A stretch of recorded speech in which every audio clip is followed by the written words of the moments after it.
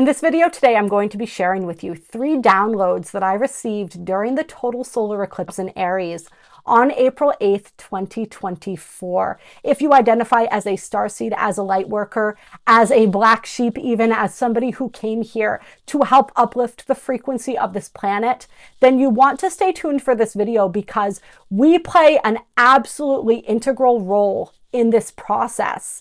Now that these collective healings have come through, to ensure that these beautiful new templates for creation are upheld and to continue to facilitate the releasing and the integration process of these energies. So the first 2 things that we're going to discuss here are powerful collective wounds that were healed during the solar eclipse. The first collective wound being the wound of the illusion of separation. And we could see this. I was shown how this merging of the sun and the moon, of the masculine and the feminine, right? As they merged, as they unified, it was representing our unification with God, with source, creator, whatever you want to call this beautiful energy that pervades all of existence, that is all of existence, right? That holds existence, that we are a part of, right? We are beautiful divine sparks of that energy. And this entire ascension journey is really about us remembering that, and then us embodying what that means and reclaiming our sovereignty, reclaiming our divinity. So I was shown that this wound of separation is really the cause of all ills on this planet. We come into this planet, we forget who we are, we feel as though we are separate from source energy. This is the original wound. Okay, and everything else that trickles out from that is sort of a symptom of this original wounding. Oh, it's so interesting. So what Spirit's saying, what I heard was original sin, the true definition of original sin, but it's not our sin, right? That's what we were taught. That's what the Bible and some of these religions teach us, right? Is that we came into this world with original sin. And this is one of the ways that this energy was inverted or distorted by those in power, right? So the original sin was actually the sin of the archons, or these dark aliens or dark beings, when they took control of this reality, when they inverted the matrix, right? When we fell from a 5D crystalline matrix to a 3-dimensional inverted matrix. All right, that was the original sin. The original sin was the complete separation. And remember, we can never truly be completely separated, right? But the complete illusion of separation that they caused. We were always meant to forget who we were, but not to the extent that we do now, and not with so many outside forces put in place to prevent us from that process of remembering. And this is what the archons and all of the beings that work for them at their beck and call, right? This is what they all do. And all the people that they control. They reinforce this energy of separation, this illusion of separation, not only separating us from God through, we had the original sin kind of concept come in here. So we're going to play off of that for a minute as an example. Not only through, like, for instance, developing religions such as Christianity, these monotheistic religions that place God outside of us, right? And say that we are inherently wrong. But God will forgive us for that if we give ourselves over and if we do what we're told, essentially, right? You see all the different layers of control and manipulation inherent in that, right? So it's like, you are separate from God. You must do as God says and trust that these men who are speaking for God can trust that they know what God said. Right? And that you must do what they say God said in order to redeem yourself, right? And they must be not just the people, right, that wrote the Bible, right, but also, and then dispersed, even more importantly, that dispense the Bible, but the priests and the preachers and, all of these people that stand as the middleman that connects us to God, right? We must have that in-between energy as well. right? All of these ways, that these deeper levels of separation, all of the creation of all of these religions that say the same thing, but then say slightly different things and are all at war with each other, increasing this energy of separation, this idea that there is only one true God or understanding of God. And if we don't all have that same understanding, then we must force that understanding upon other people, or they become our enemies, right? Furthering that separation, the separation of countries, right? Creating all of these barriers of language, all the ways that we're separated. And then the more subtle layers of programming that separate us from ourselves, right? All the different ways that we are trained to look outside of ourselves for recognition, for validation, for like a way to fill what in 12-step they call like the God-sized hole, right? It's okay, I have to look this certain way. It's like they separated us from our bodies. They separated us from ourselves. They separated us from each other, and they absolutely separated us from God. And when I say they separated us, of course, I mean in the mind, right? Through amplifying the energies of the mind and disconnecting us from our heart, disconnecting us from our remembrance that we can never be disconnected. All right. So it's like a feedback loop that gets interrupted. All right. Like a frequency that's sort of inserted in between the frequency, the God frequency, our connection to that God frequency, to our own divinity, our own God frequency, because we are part of God. We cannot be separated completely from. That connection cannot be severed, but it can be influenced, right? Our understanding and our connection to it can be influenced. That's essentially what I'm trying to say here. So it's like all of that and everything that occurs, all of the addiction, all of the violence, everything that we see, this energy of like every man for himself, right? Warring for power, for land, for basic survival needs. All of this stems out of that original wound of separation. The second download that I received was in regards to the healing of the wounds, all of the wounding that results from the separation of the masculine and the feminine, and the polarization and the ways that these divine essences have been twisted and made to relate to each other in a negative and toxic manner. All right.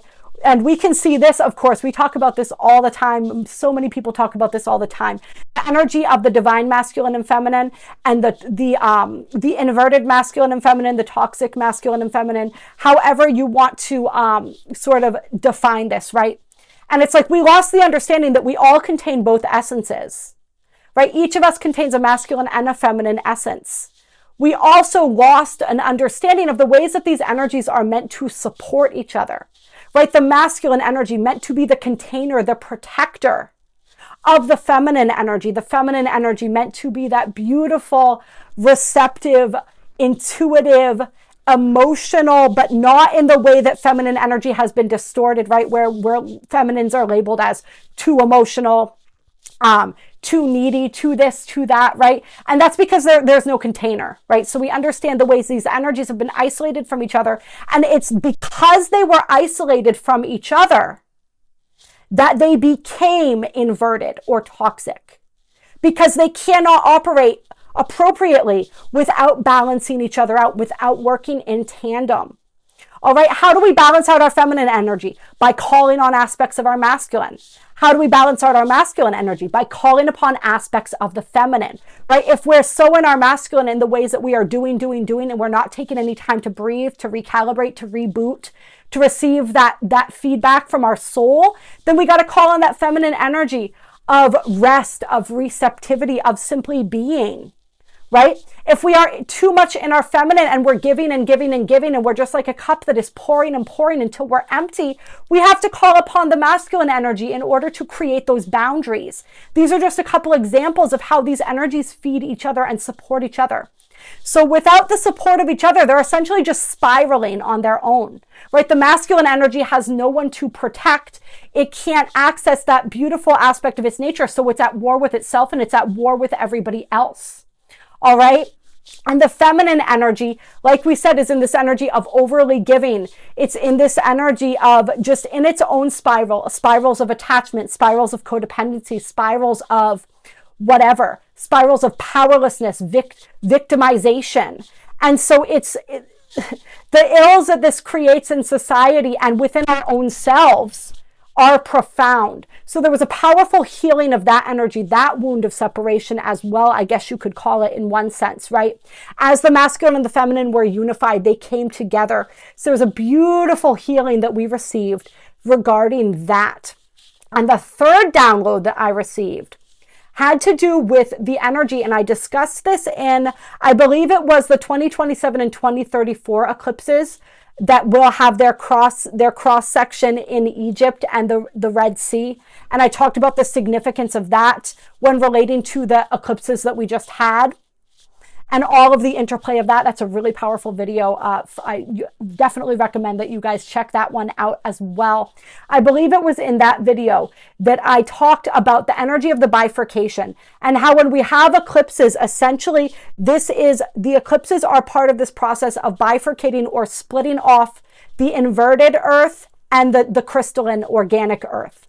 All right, so we're in this process of bifurcation. And in that moment when the sun and the moon come together, the light totally illuminates the darkness. And in that moment, the false, the inverted, what we call the sort of this inverted matrix that I was talking about, that the archons created here, that they trapped us in through the energy of our own minds and the programming, the ways that they enhanced that illusion of separation and drove us completely into our minds and out of our hearts. This is how they've been able to control us, all right, through all the mind programming, all of this. So all of that programming, all of that gross programming that is holding this illusion of the matrix together, because the inverted matrix has been dissolved. The only place that it lives on is within the programming that is still inherent within everybody who's been incarnated onto this earth, into these cycles, these inverted cycles for all of this time, right?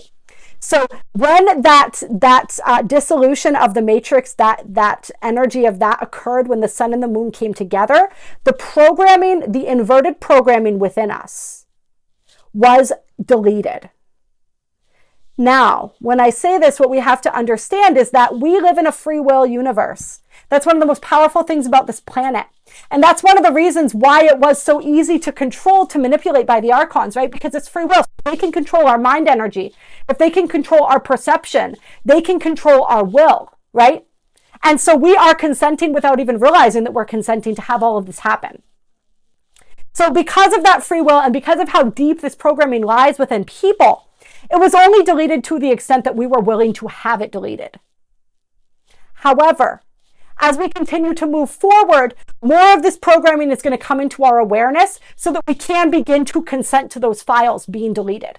So this is going to be an ongoing process, and it's going to be most powerful as we move forward over the next 4 months toward that Lion's Gate, that 888 portal. It is all throughout 2024, though. We're going to be in this process of things coming into our awareness. And then you can almost imagine it when these old programs come up within you. Imagine that there's a button in your mind and you're hitting delete. And that program of the matrix is being deleted. All right. And this is our responsibility as light workers, as light bearers, light warriors, whatever you want to call ourselves, right? The 144,000. It is our responsibility to continue to delete these files and to live in accordance with the collective healings that have taken place by releasing these wounds within us and stepping into living and exemplifying what does it mean to live in a world where the wound of separation has been healed. How do I live my daily life knowing and expressing that I am a divine sovereign being? Right, that I know and I feel within my every cell of my being that I am always connected to the creator, the one true source of all that is. All right, how does that feel? How do I live my life in accordance with that? How does it feel and how do I live my life in accordance with the reality that the masculine and the feminine support each other? Knowing what that feels like, right? To be in my divine feminine, to be in my divine masculine, to be supporting the integration of those energies and doing that in my outer relationships as well. right? How do I live in accordance with the fact that I'm no longer being run by these matrix programs, these inverted programs? This is what it means to be a way shower. This is what it means to create the new templates for humanity and to live by those creations. And as we do this, we send these ripples out into the universe, into the collective, that allow more and more people to step into this understanding, to live their lives in accordance to this as well. And this is how we anchor in, we integrate these powerful clearings that we experienced during that solar eclipse, right? And we all felt it, I think, to some extent or another. I felt this beautiful surge of light energy. It was so invigorating. It felt so light, so clear, so fresh, right? And then I felt really, really tired and I had to go rest. And I've had stuff coming up within me over the past few days, right? But that's this process of releasing. It was funny. I heard the phrase, the 3 days of darkness. But what Spirit showed me was more that it's 3 days of darkness in a metaphorical sense. Like when it comes to the purging and releasing, when it comes to the integration piece, and it doesn't necessarily mean quite literally 3 days, but it's the metaphor or the concept of that. As people are purging, releasing these old templates. All right, so we have to support ourselves. We have to support each other. I say have to. I know we don't have to do anything. I'm working on getting rid of some of those words. We get to. We have the opportunity to support ourselves, to support each other as we begin to embody this new consciousness, this new earth, and continue to be those examples that show others that this is possible. And remember, our vibration is our greatest tool. So when we vibrate at that energy, really, we don't have to do anything else. We will naturally, if we vibrate at that energy, we'll attract the circumstances. We will act and live in accordance to that. But simply being in that vibration sends those beautiful pulses of energy out into the collective, inviting them to do the same. All right. It's so beautiful. It's like that Marianne Williamson quote that I love, that I cannot remember in its entirety right now, but it talks about this energy of when we stand in our light, when we liberate ourselves, we unconsciously give other people permission to do the same. All right. That is our purpose as light workers on this planet right now, to embody these truths, to embody these knowings, to embody this energy, and to consciously, right, in this case, give people the opportunity, the courage to do the same. I love you. I honor you. I respect you. Thank you so much for all the service that you do for the collective, simply by being here, simply by having the courage to stand in your truth, to stand in your authenticity, to look at your wounds, to peer into your darkness with love and compassion, and integrate those wounded parts of yourself. This is big, big work that we're doing. And if anyone wants any assistance with this, please reach out to me. I have so many different modalities and ways that I can assist you through this process.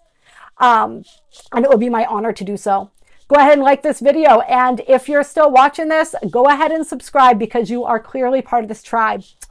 Drop a comment down below. Let me know how you experienced this eclipse and what realizations or downloads you might have received.